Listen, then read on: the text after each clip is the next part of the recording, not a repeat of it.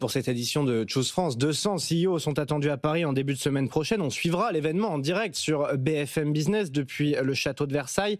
Mais avant ça, Emmanuel Macron se rend ce matin à la Global Market Conference sur invitation de Jamie Dimon, le patron de JP Morgan, et le président veut poursuivre son opération séduction auprès des grands noms de la finance internationale. Thomas Asportas.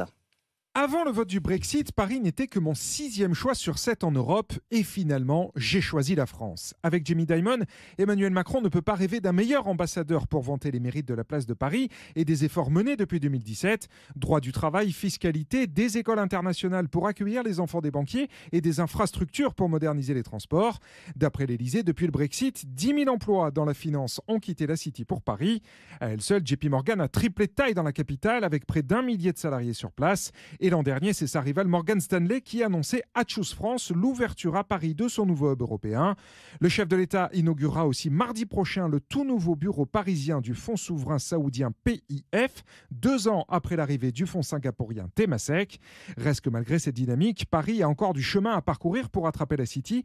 L'an dernier, la capitale a attiré 23 projets d'investissement étrangers et créé 450 emplois contre 39 projets pour Londres et près de 1200 emplois à la clé.